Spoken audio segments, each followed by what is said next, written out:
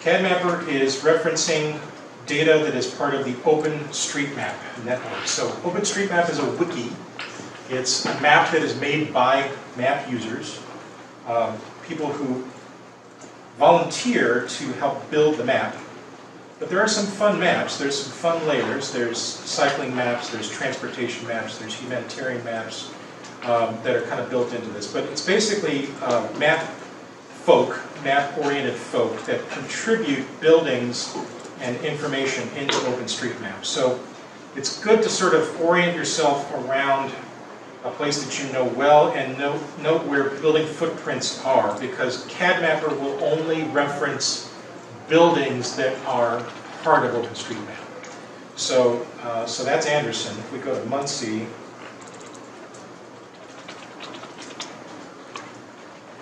there's quite a bit more built in Muncie thanks to Andy Shears. Next time you're downtown at Muncie Map Company, do stop into Muncie Map Company and buy a t-shirt or a sticker and thank Andy, because he sat down one day or one weekend or 1 week and built out downtown Muncie in OpenStreetMap. So he built every building footprint that you see there. Consequently, that is data that can be referenced in CADMapper and brought directly into a Sketchup. Okay, so that's really nice of him. So next time you're there, buy a sticker and say hello to Andy and thank him for the work that he did. If we look at, say, Anderson, you'll notice there's not much built, but there is a portion here of downtown that is built. This would be 9th Street, 10th Street, 7th Street, along the river itself. This happens to be their zoning overlay district for their downtown riverfront. This is where Anderson wants to have more entertainment, more food, and relaxed liquor licenses, or expanded liquor licenses, to start to develop an entertainment district around that. So you make a free account here, and you have some options of how this data can be exported to AutoCAD, Rhino, SketchUp, Illustrator, or other. So it'll give you a vector Illustrator file, which you can quickly illustrate, add color, add stroke and line weight or fill. There are some variables that are involved here. 3D buildings, if available, that's if the mapper has built in 3D building heights, or there's the option of setting false height, no 3D data. You enter in how many meters you think a default height would be. How many feet is 8 meters roughly? 16. 8 times 3. A meter is roughly a yard. A yard is 3 feet. 8 times 3 is 24 feet. How tall is a 24-foot building? 2-story building. There, okay. Numbers, yes. So that's a good false height data, right, for typical buildings, right? If that's not there.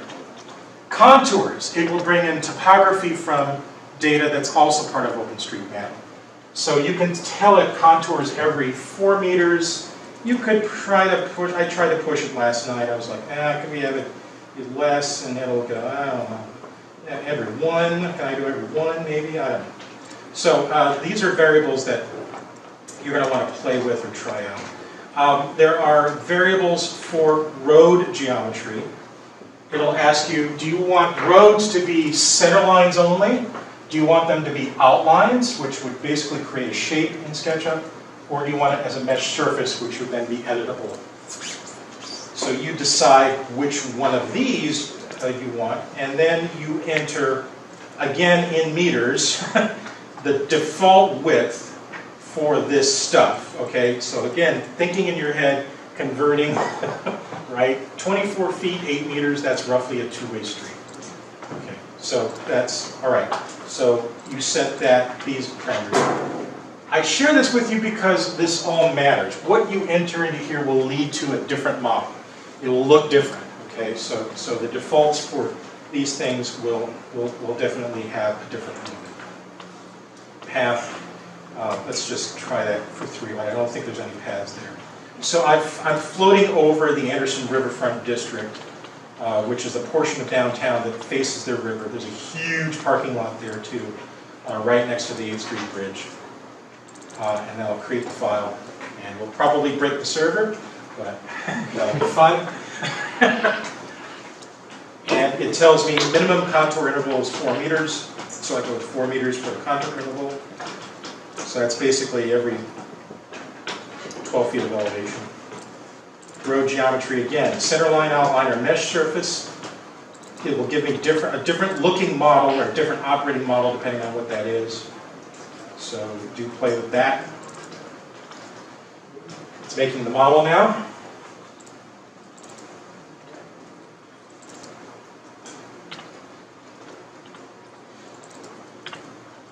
Takes a few minutes.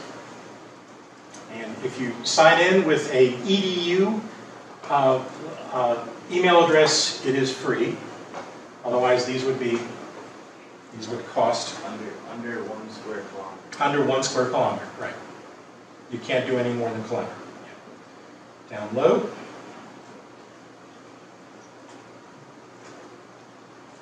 It comes in as a zip file, so you need to extract that zip file and then open it in SketchUp.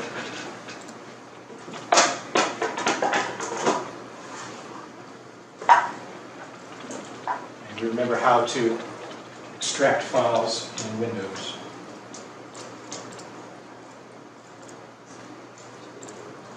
Okay. Now I can orbit. All right, so based on those parameters, what are the parameters again that we had? Minimum height, right? Road width, those different options. Road outline or center mesh are all options for how these roads look. Okay? So play with those. It is geolocated. So it is geolocated to Anderson.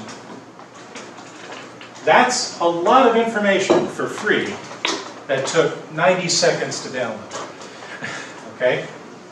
And contours are at 4 meters, so here's the riverbed. That's the White River right there.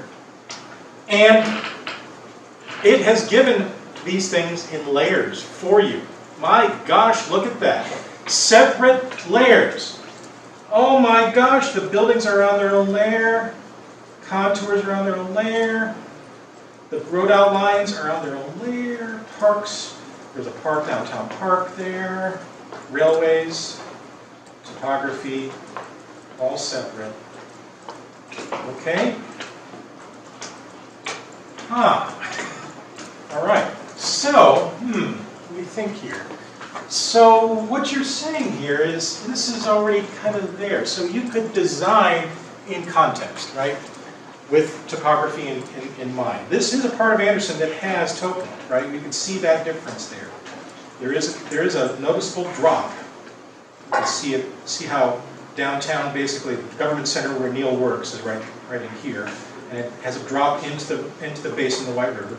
You can see it also casting a shadow here. So, but this, these pieces and parts are separate, and so consequently they could be used in diagrams differently, right? They could be exported. We could take this map and export it with the Illustrator option, and we can take it right to Illustrator and then render it in color in Illustrator, because these are all shapes. Pretty powerful stuff, right? We can take the buildings and we can grab them and put them in another model, right? If we wanted to work off of a flat photograph, we could grab the buildings and bring them in. Okay? All right? Just one thing, though, that's quirky about this free service. It's in metric. And you're like, darn. Okay, but how do we get around that? Yeah. I just have a question. When we first opened it, or at least on mine, it Yep. said like read only. Yep. What does that mean? It means it's read-only. So you can't edit it? It means save it as something else. Okay. Yep. Save it as a new name. Okay? So the model will come in as metric. How do we change that? Well, you could bring the buildings into a new model, right? You could do that. But I did look up in the forums. You put a window. Model info. Units. Change to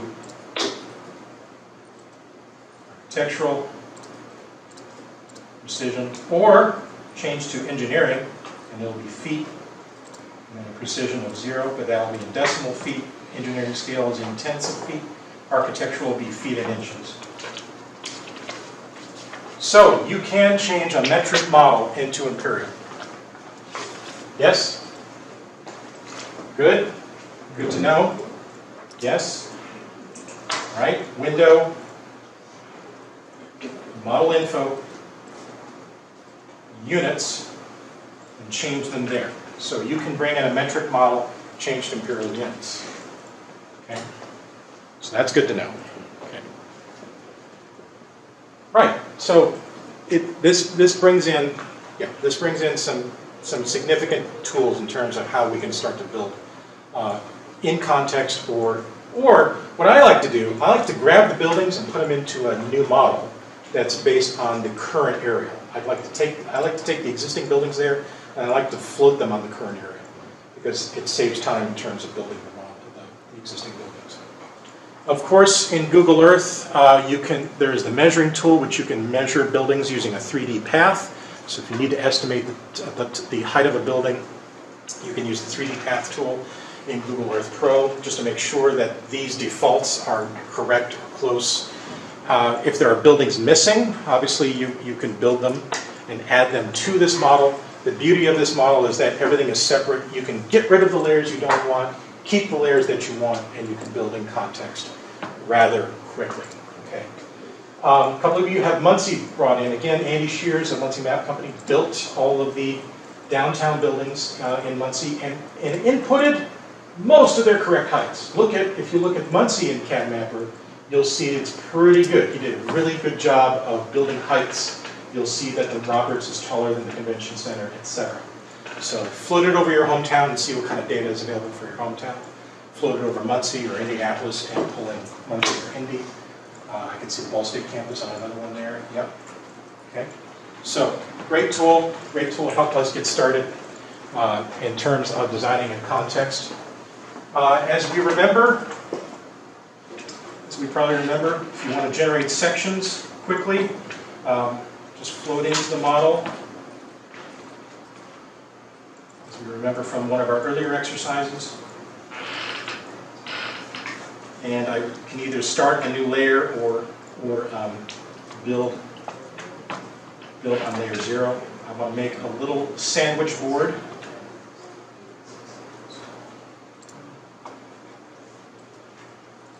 That is an entity.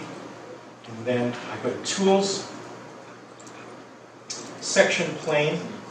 I take a section plane, I attach it to my little sandwich board, and it will cut away a portion of the land. Yes? Remember this? Remember this? And then we select, we turn off perspective, and then we select one of the standard views, top, bottom, left, or right.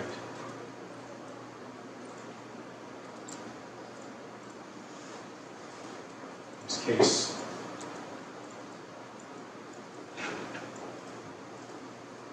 looks like it's the left. We can turn off that section plane under View menu. We can turn that off, and we can zoom in, and we can work directly off of an urban section. So your future studio assignment will involve generating some elevations. We will do that in class as well, both digitally and, if you wish, by hand. So you can quickly cut sections of one of these CADMapper models and get into the nitty-gritty of the local topo. As you can see, Anderson does have a grade slope, and so that's good to look at.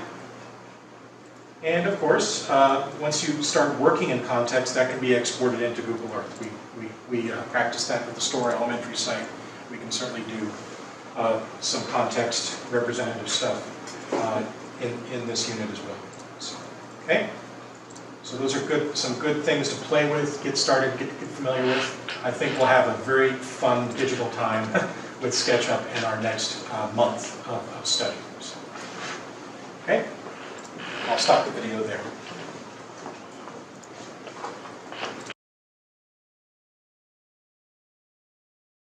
And being used on the Story Elementary site. which is good. But I don't recommend building stuff in this. I recommend building things separately and starting a components library and bringing them into a plan, bringing them into a topo map, bringing them into a CADMapper map. So it's probably best just to start with a blank slate. And I'm going to turn off the perspective camera, and turn that off, so we're kind of in standard views. And we're going to want to zoom out a little bit. I'm going to turn off, put these things to the side here. So, small building. Give me dimensions for a small, typical building. 25 by 100. So that's probably a house, right? Or the 25 by, yeah. So let's go 25. Small urban building, yeah.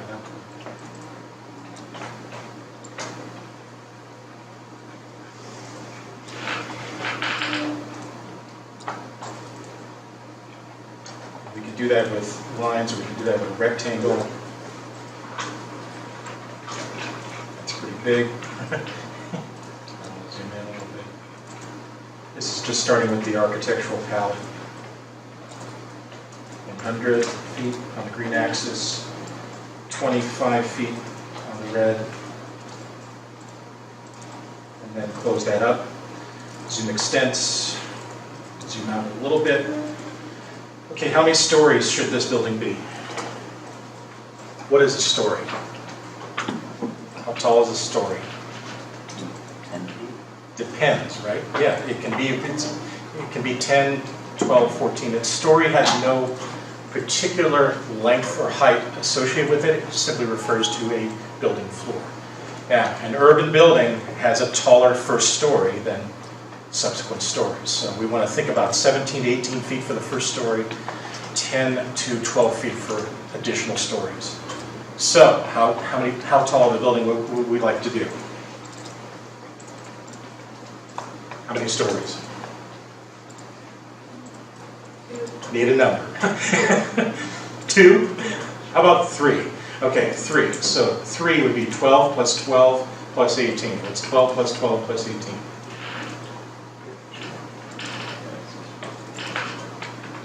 You all have computers in front of you.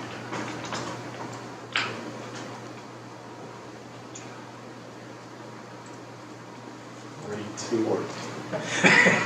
The answer to the ultimate question, Hitchhiker's Guide to the Galaxy. 42 feet, so that's a 42-foot. Doing great here, aren't we? Okay, I'm going to take the offset tool and offset the parapet. This is the parapet of the building, so offset that 1 foot, and then we can also push down a flat roof. Push down the flat roof there. So now that's a flat roof with a parapet. Okay.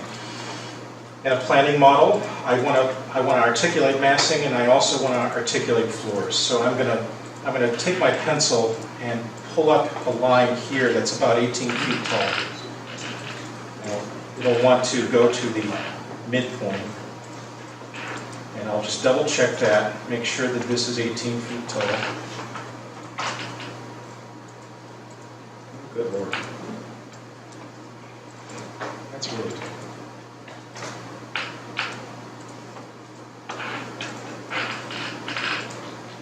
So I just want to come up 18 feet there and draw a line there.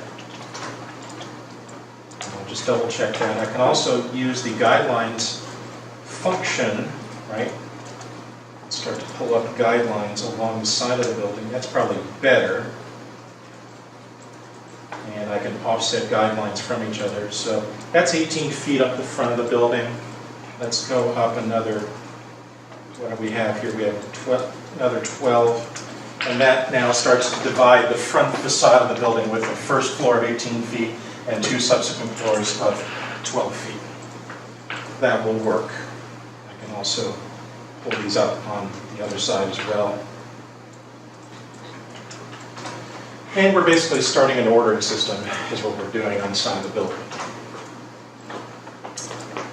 So, small urban building, 18 feet, 12 feet, etc. Now, in a massing model, I like to draw in the lines because then they become visible in the planning model, and you can count floors on your planning model. So in a typical planning massing model, I always draw in the floor lines because that is a reminder of how many floors a building we intend the building to be. But let's focus on just one facade here and start to do some architecture with that. So we probably need to take the guideline here. We can pull off, measure how, just remind us how long, how wide this thing is. This looks to be about 60 feet here. So we could divide that in half. We could divide that into a 12-foot grid. We can start to lay a 12-foot grid on that. 12-foot grid is dimensional lumber, very typical, with maybe a corner spot or a wider corner spot on this side. So we've got guidelines now that are reminding us of 18 foot for that first floor, 12 foot for the second floor, 12 foot for the third floor. And maybe we can do some interesting things with the corner here. I'll do the same over here on the side. I'll just start laying out a 12-foot grid.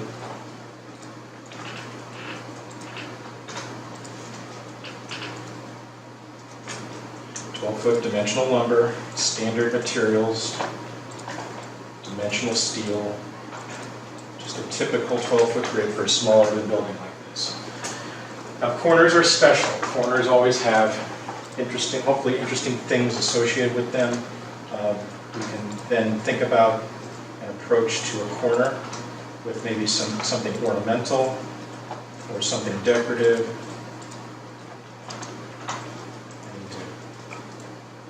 Draw in a bit of my parapet here, but we can then lay down a rectangle or a square somewhere along this corner. Zoom in a little bit.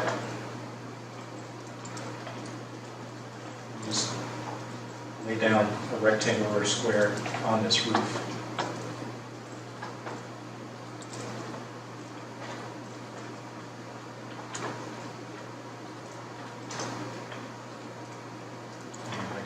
That anywhere I want. It's now its own piece, and I can pull up from that roof and start something. I don't know. I may think if I select everything from the left, I can move this thing around, move back to the corner.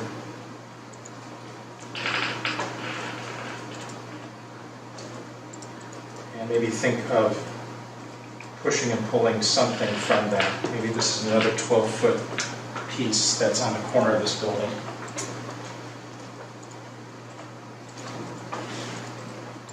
If I'm unsure of the scale of something, I can always select an entity or select a figure and move things around or scale things around using the scale tool. I can scale things from an opposite point and make something bigger.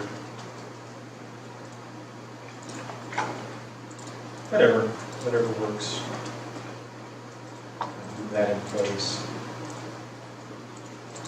So this is just becoming a tower element on the corner of the building.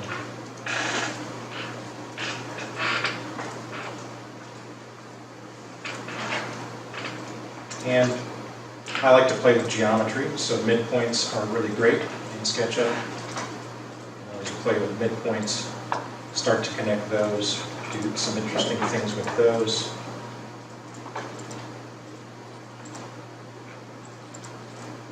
Maybe play with those.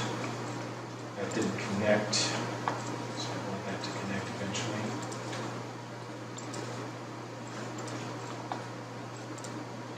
Midpoint to midpoint. Always fun to connect dots and connect midpoints and things like that. Geometries like this, I can pull that up now. Another 4 or 6 feet, something like that. Just starting to build up a corner element. I can put a roof on that. I can put 2 crosshairs across that little guy, and then pick in the midpoint in the middle, and then go up on the blue axis or the z-axis, a predetermined length, and then I can connect down these dots. You can make a little pyramid there. just a little pyramid cupola thing, just to articulate this corner piece. SketchUp will put indeterminate colors, but you can always change the colors or material something later. So this is just a kind of a corner piece here on, on the side of this building. Some simple geometries like that can help start articulating corners, articulating urban corners, and articulating friendly buildings in an urban context, historically friendly buildings, things like that. But a lot of the things I build in SketchUp for components that I can use later are pieces that I can add on to buildings or add on to masses, and so I've been playing around with a lot of those in my library. So play around with something like that, see if that's something you like, if that's a feature that you want to work into a facade, work into an elevation. Right now I'm not terribly happy with it, but I'm satisfied for the sake of the exercise. Again, I can always push things around and rescale things. When I select them, I can smush it. That's a technical term, smush, using that scale tool. That's probably a little bit more acceptable. Come back down to our facade, and we've got our guidelines. Let's think about maybe an awning element. So an awning element will extend out on the green axis away from our front facade. How far do you think an awning should extend? How far? 5 or 6 feet maybe?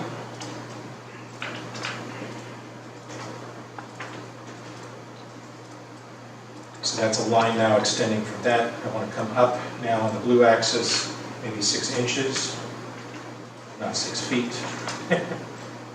6 inches, not 6 feet. 6 double quote for inches. And then triangulate up a awning piece a couple of feet above our line there. So maybe I take a guideline and remind myself, hey, I don't want to go overboard here. Maybe this only goes up 2 feet, right about there. And then I can make the rest of my awning, I can connect that, grab the push-pull tool and pull it now across the entire front of the facade. So we're building an awning by just making a triangular trapezoidal shape on the side of the building, and we extend it across the entire facade.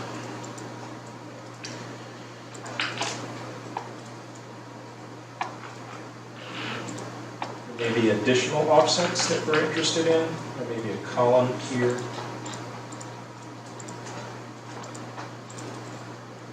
I'm just going to offset column spacers on either side of that, these lines. We're building this very similarly to how we built the facade in the hand drawing that we did a couple of weeks ago. Very similarly. I'm just going to make a grid of guidelines that I can then use. Very good to have the perspective camera turned off. I'm just working in parallel projection, so everything is true length. And I'll drop down a couple more things here.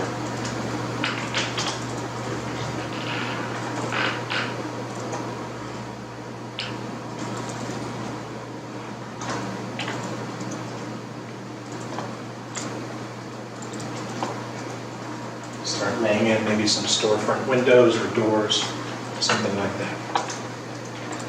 I like to lay out guidelines and grids before I do that. I'll put a rectangle here, and I will paint it glass. Just going into the materials and the glass and mirrors menus. There are glass and mirrors of a couple of different colors in here. There's black, there's green, there's blue. Blue is a little bit annoying because it's a little bit too blue. but we want to play with your preferences there. That's the beginning of a storefront window.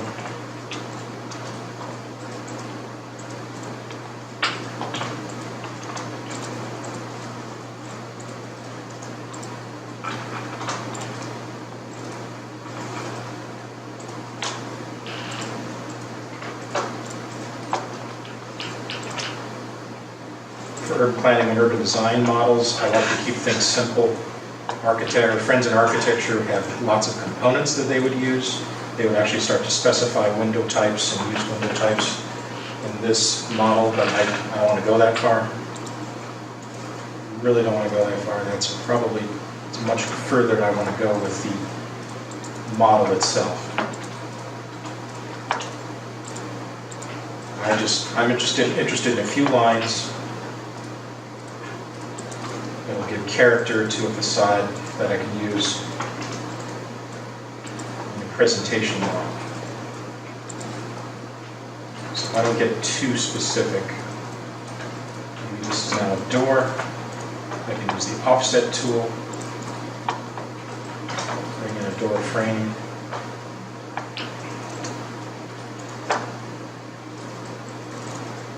Quick door.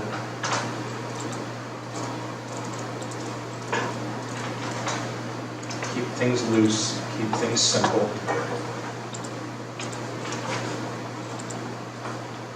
That starts to build out our storefront. Okay. Stop the video there. Okay, so I've got beginnings of a storefront and I've got a very simple door frame. Now, any one of these things could come from the 3D warehouse. We could place them in there and be much more specific, but for a simple, fast building like this, I'm not concerned about specificity. I'm building up a very simple urban building that I can put into future plans. So, but I'll continue with this idea of the guidelines and just continue to create some spacing here and allowances for floor structure and stuff like that. I don't want things to interact with my awning.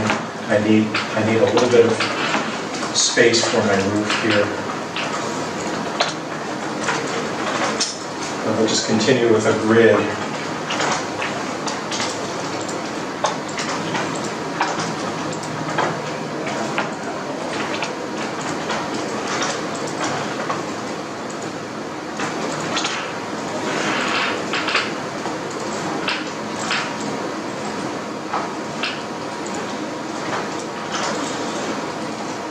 Continue adding windows in this grid.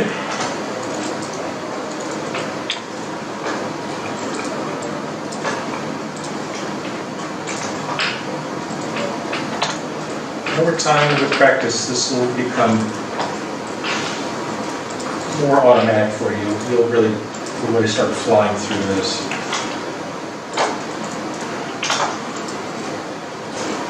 And it's possible that these may need, we could even start to get in, if this is upper floor housing, they probably might enjoy, very similar to our drawing exercise, they might enjoy balcony. So we can drop in a rectangle here.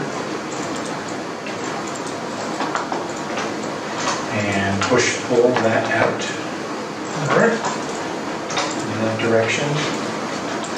Maybe that's a 3 foot.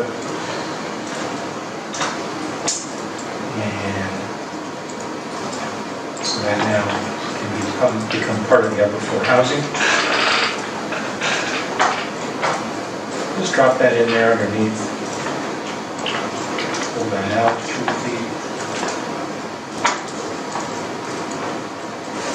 And then on the blue axis, I'll bring up a 3 foot railing and just connect that back to the building.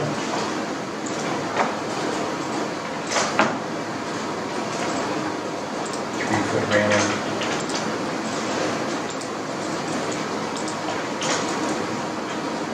Connect that back to the building. You'll find landscaping, fencing, and vegetation, there is a railing.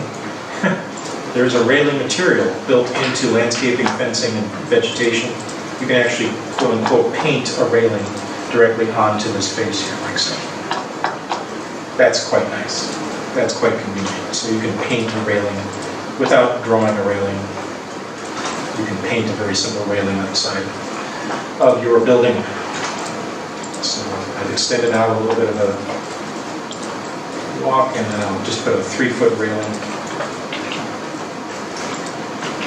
up, over one face, and then I can paint the railing directly onto that balcony extension. Now, balconies are nice. They're quite desirable for urban buildings. They are points of contention in code, however. In student housing nowadays, we're starting to rethink balconies because so many people are falling off of them. So, if your city's building code allows them or encourages them, they can be great for getting fresh air and light and solar into the building. They're great for pets because pets then can wander out onto the veranda. But if people are going to fall off of them, then there's even cases where folks are going to litigation over balconies being unsafe. Let's go in here now, and let's just keep adding details. So a door needs to be about 3 feet. So that's probably a line that finds itself in there. So I'll just keep drawing these lines in. Maybe there's another guideline down here from the header. It's about 2 feet, I don't know. Just make sure that there's a door here onto this veranda. Just make sure that it's big enough, tall enough, strong enough, wide enough. So it's just really, it's a grid. It all comes down to just laying down a grid. All that stuff about ordering systems that we taught you in first year, it's all here. It's all part of it. It's all grid. What's great about using the guidelines too is that we can quickly turn them off before we get to export, and they won't be on our way. And we get ready to export. They'll all turn off very quickly.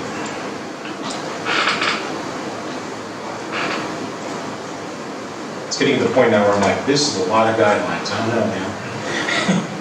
A lot of stuff going on here, but it all works.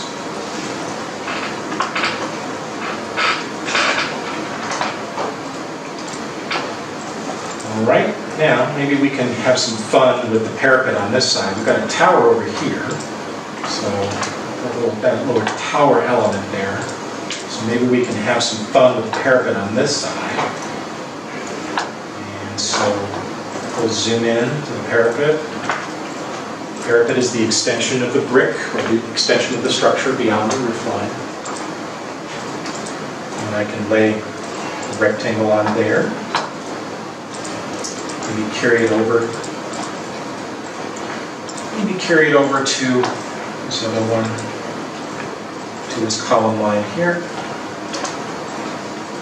And maybe I can pull now that up another 3 feet or so. Carry the grid up front. And maybe, let's look at our grid lines here. Maybe there's something here that we can grab onto. I'll just add a lot more lines on the top of the parapet. Maybe push that up another foot. Something like that. Just to give this side of the building a little more character. And we can adjust and fix, take that all the way to the edge there. And that just becomes part of our grid pattern.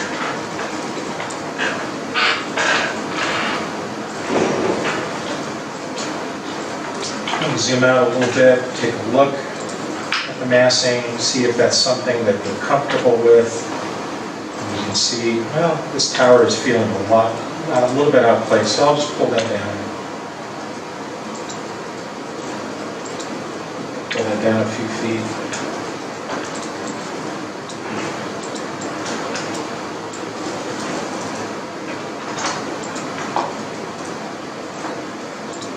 Just play with the geometry, the proportions, and until you're comfortable with it. This is the Bob Ross portion of the day. It's your world. This is your building. And maybe I'll go on the tower. It's got kind of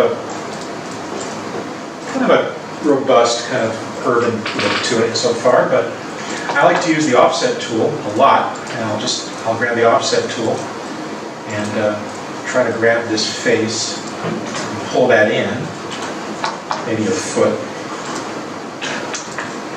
and maybe this side a foot,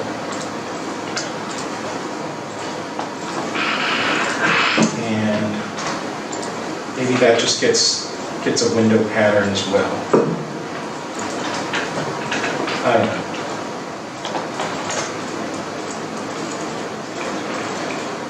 Maybe paint that glass.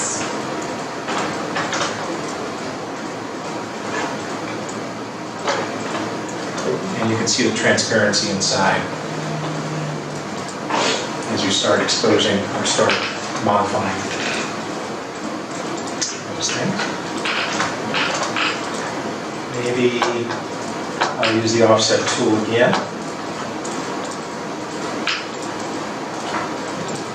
Just start a pattern. Yeah, it's about a foot.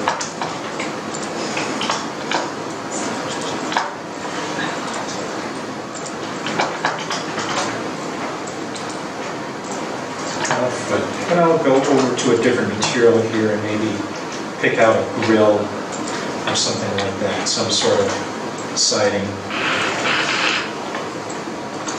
or a grill or something like that.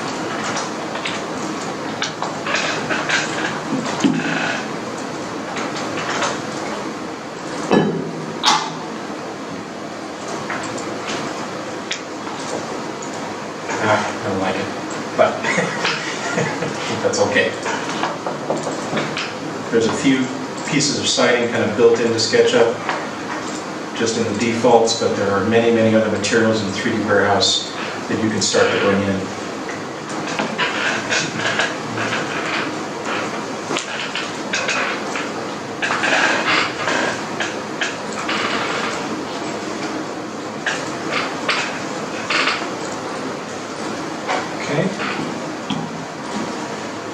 Let's have some more fun with this corner. Still don't like this. Maybe this becomes glass. Maybe this just becomes glass cupola. That will be fine.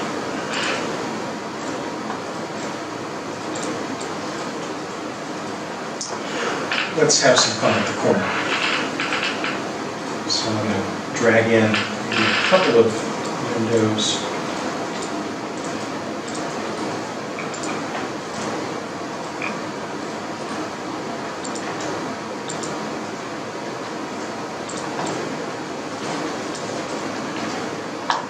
A few additional lines from our grid.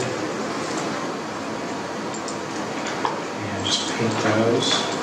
Glass. Maybe we have another awning here on the corner. So I will check, go from the corner, check my offset. Looks like that's about 3 feet, so I'll come over 3 feet and start repeating that grid.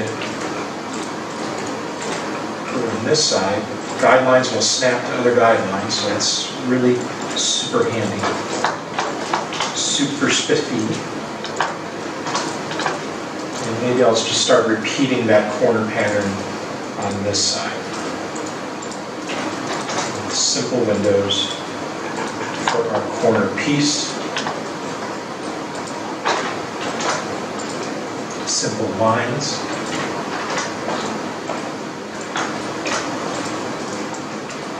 And then rendered in glass.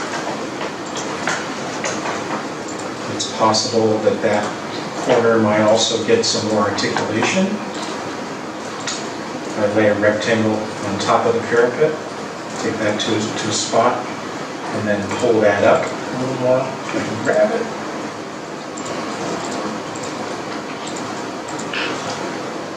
Bring that up a foot.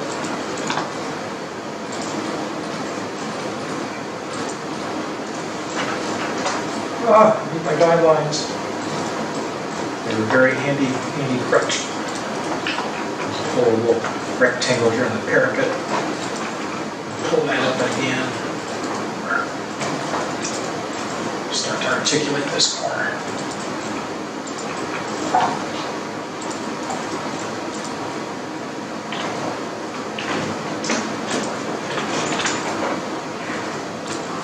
And from our guideline, this is where the colors will start to pop and start to articulate. Colors, color palette for the whole building. So we're very excited. Maybe this needs another awning. Let's review our awnings. We love our awnings, right? So we're on the green axis. We come out 4 or 5 feet, 4, single quote, enter. Go up on the blue axis, about 6 inches maybe. And then pull that up to there. Close it up. And then we pull our awning over and it will snap to there. Let's do it again. Some fun. We love awnings. They're so much fun. We come out here about 4 feet, go up 6 inches, up to that, connect the dots down, get the push-pull tool, pull it over, snap it to a corner. Hopefully. Now we're starting to build out our corner. The architecture is starting to layer together and start to show importance along this corner.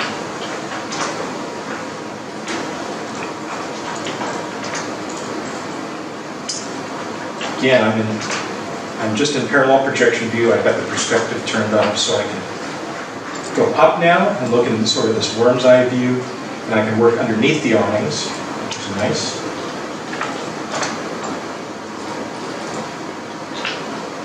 Pull some additional guidelines up. I'll just keep dropping windows in. Simple windows.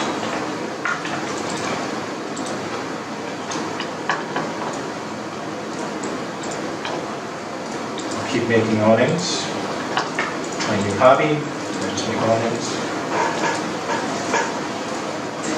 And there was this one, there was a 6-foot awning.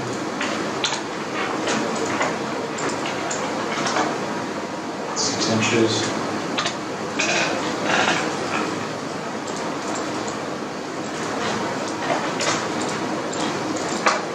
Take that all the way to the corner. Now 2 awnings are meeting. You can decide now whether or not you're comfortable with that look, or if you want to chamfer it or fill it together. That's totally up to you.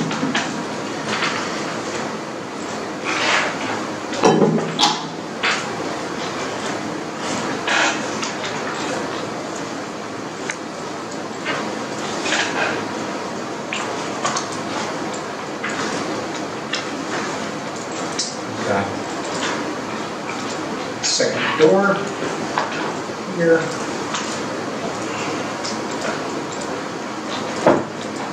And another set.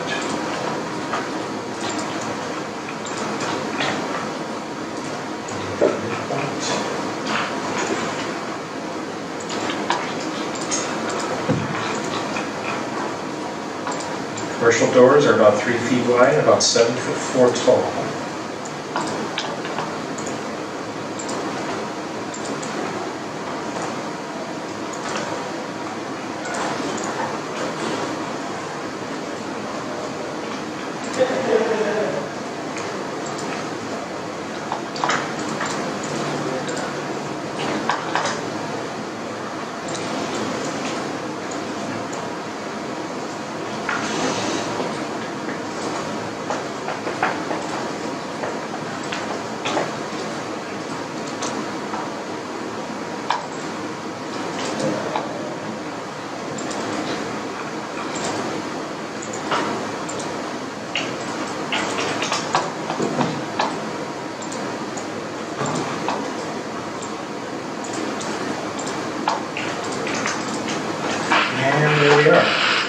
now we've got something. We've got something going now.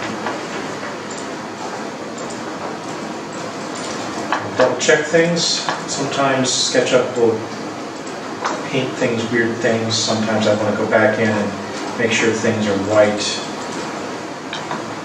Glass. That gets me to a place where we've articulated one side of the facade, we've articulated a corner, and we've started to line up some things in terms of our storefront and our entry sequence here on the corner side.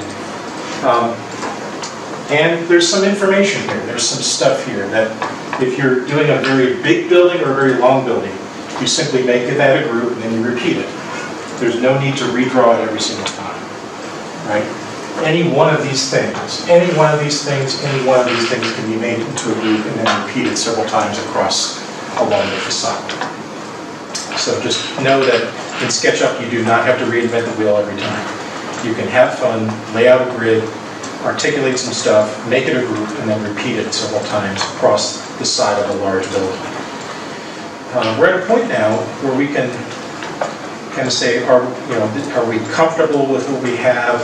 Is this enough to take us forward? Probably there might be utilities or things like that. There might be additional windows on this side.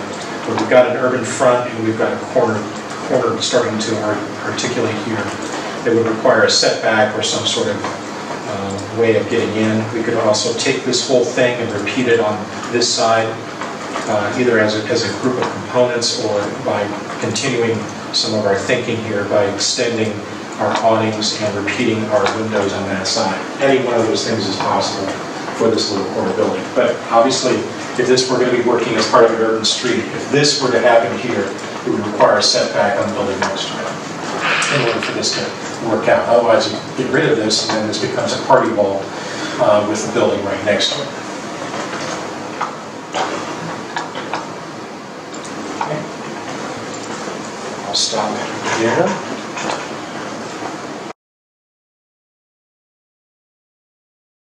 So you can bring in a photo in SketchUp of a material that you like, field stone or limestone or a certain brick color. You can make your own texture, which is pretty exciting, particularly if you're designing in context.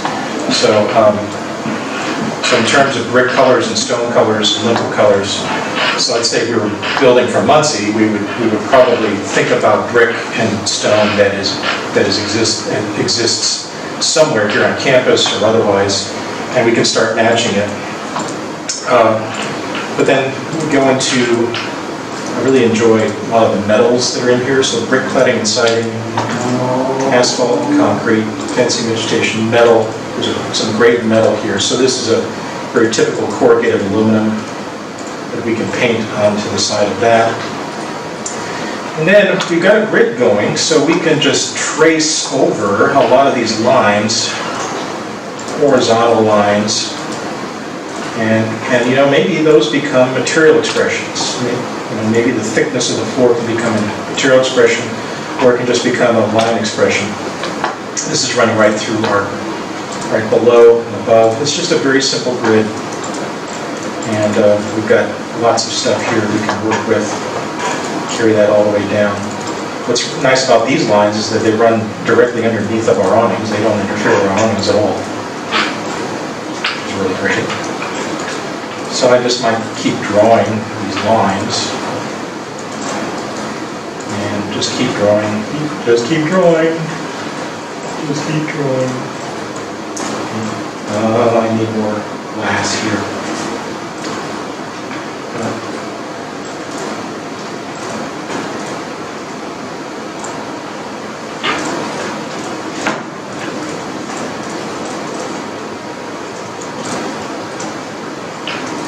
Things start filling in and we have to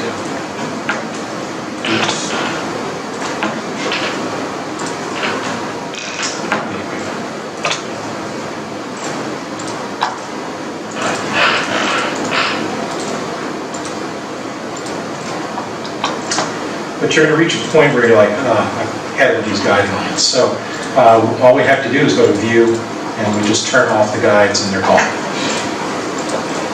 Yay, it's gone. Okay, brilliant, wonderful. So now we can see where we want any additional lines or not, and now we can start playing with some color. So I'm going to go to stone, brick cladding and siding, and just pick out stone and start painting it as a series of lintels. Maybe the lintel is that center piece there. So this might be a limestone lintel. If we have money, it'll be an exterior insulating finishing system. If we don't, so maybe there's a lintel language.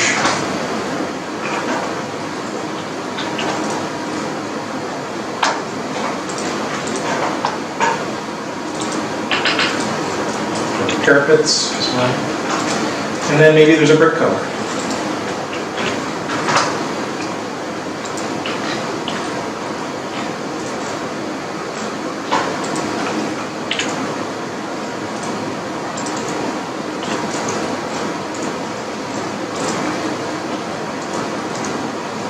Or maybe there's both. There could be an alternating pattern. Because you've got a grid, so you can react to lots of things as you wish.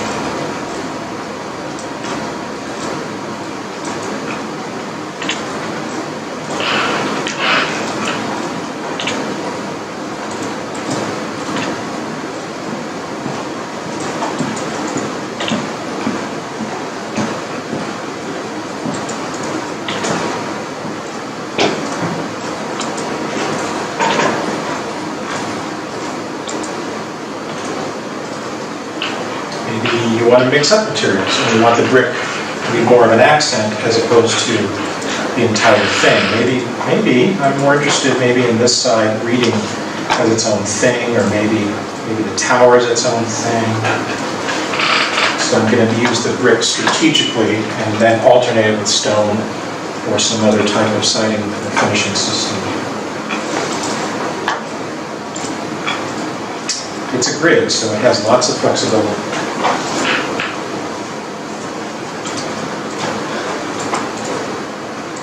See here, I can isolate that whole side now, or isolate the tower as brick, and then isolate the center panel as stone or something else. So you'll notice your friends in architecture, urban facades are very much a composition of grids and of alternating patterns and alternating materials. So creating emphasis and creating interest and pop wherever they can. I'll continue, I'll just kind of put my tower into sort of this neutral siding.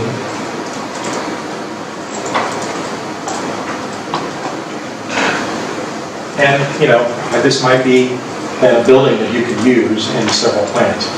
Now, maybe the white, keeping it the white, you say that as a model for other plans, right? You say that as a neutral white model, and it reads really well in urban plans, urban design plans, things like that. Maybe this can be very specific, site-specific. So it's good to start thinking about these models as flexible things. So maybe you keep a white version in your library, save it as another name, and continue with the materials, and experiment with the materials as another file name, just so you can keep track of things and not constantly be repainting models over and over and over again.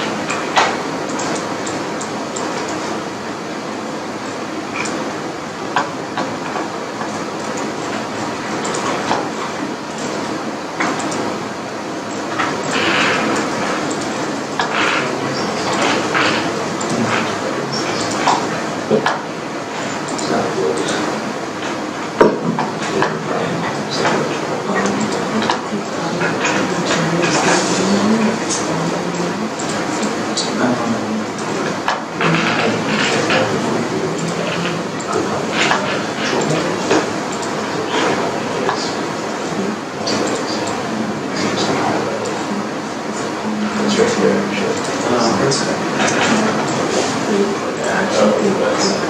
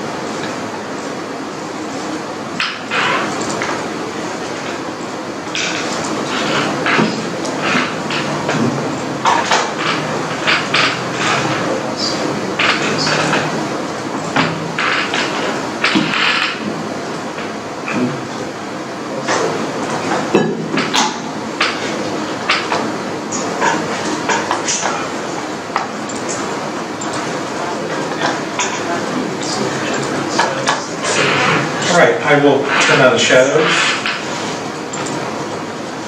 There are some shadows here. Not bad, not great, but not bad. And you can start to see the material effects that they have. This building is not geolocated, but you can see there's a pattern starting to fall up inside that cupola, which is kind of interesting. And it's casting a shadow onto the roof. If we go to camera, standard view, probably not bottom, probably front. That has some shadow to it, so alternate that. You can see it with shadows, without, without. So there is some darkness inside, and that's what's causing that sort of light blue to go to a dark blue. Run that around so you get an angle that's pleasing. Folks do kind of respond to the sun being in the upper right, casting down, so that's pretty straightforward. Or you can just do it all in Photoshop, your choice, right? You can use these shadow settings, or just go directly to Photoshop with what we have. So, and then pick the time of month, time of day, time of year. Here we are in October, we're at 10:11. So here we are at 10 a.m. Here we are in the afternoon. And that looks pretty good. I'll go to view, I'll turn off the axes, I'll turn off everything. I'll turn off, I want the shadows, I want those turned on. So, and then I get ready to export this as a two-dimensional graphic.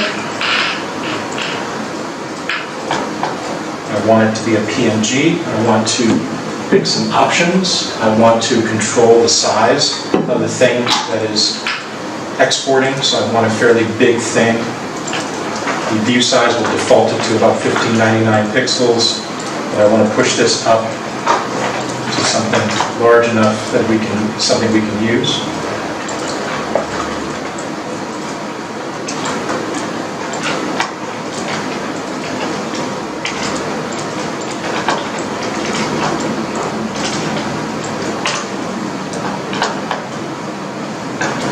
And then go to Photoshop.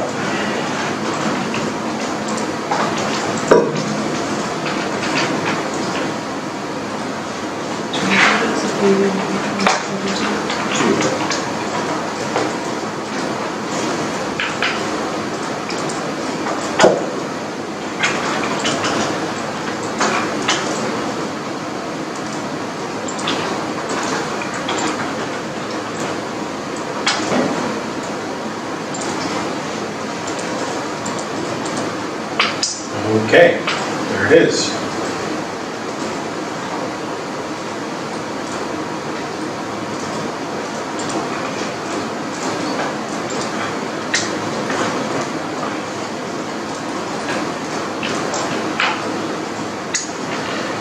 Need to get rid of this gray background. Gone.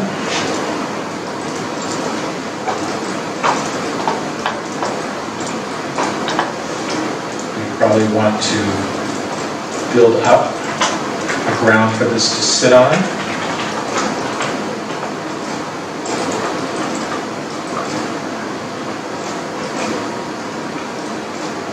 So get that fill.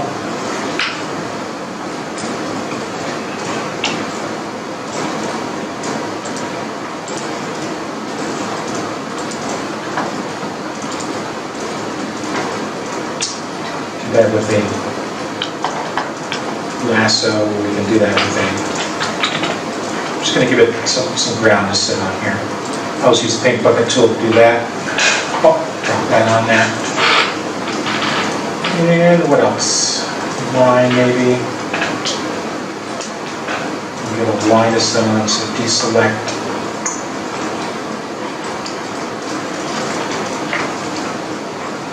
Nice black line to sit on. Section, move for section, drop that in.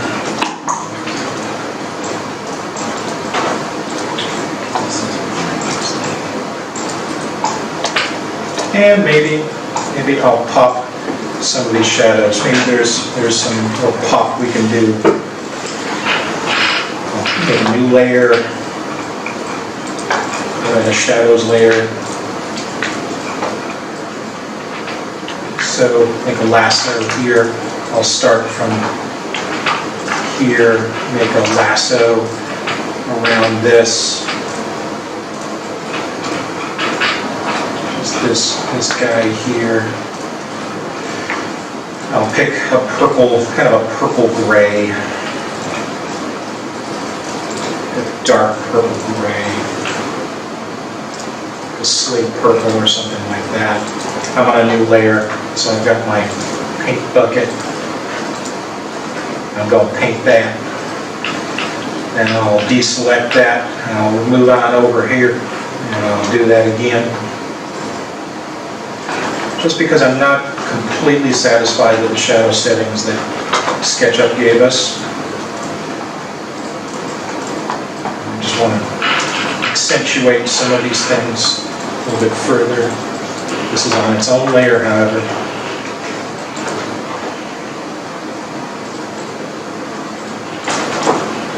I want to be mindful of that angle, though. I want to keep that sacred.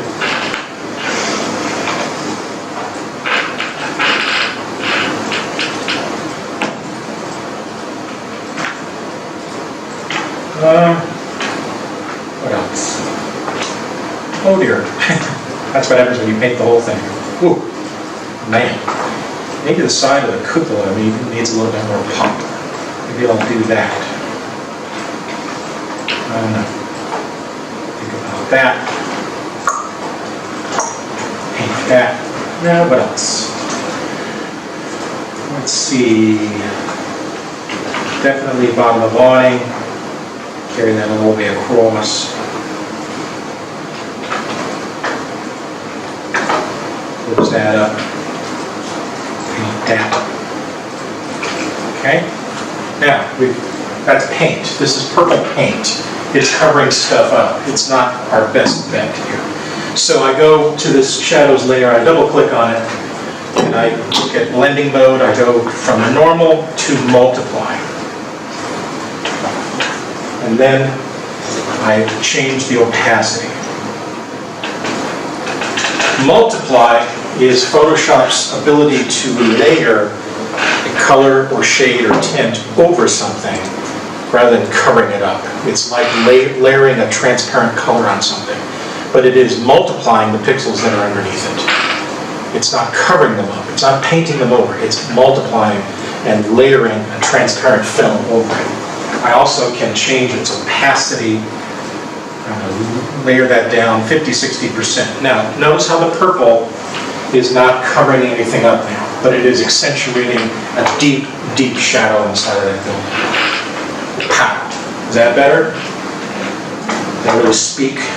Right? SketchUp shadows were okay, but they're not really powerful enough. But when we add and multiply this, it's a much more powerful statement of light and shadow on the side of this building. Now you have some decisions to make. You can put a sky behind this. You could place this in context. You can start placing cars, people, trees in the front. All right, all those things can start to layer up in terms of the background in the foreground. But at this point, you have a SketchUp model with simple materials brought into Photoshop with some shadows accentuated. You have something now that is starting to speak about some goals for development in an urban context with a simple urban building. Okay? Right. That completes the exercise. What do you think?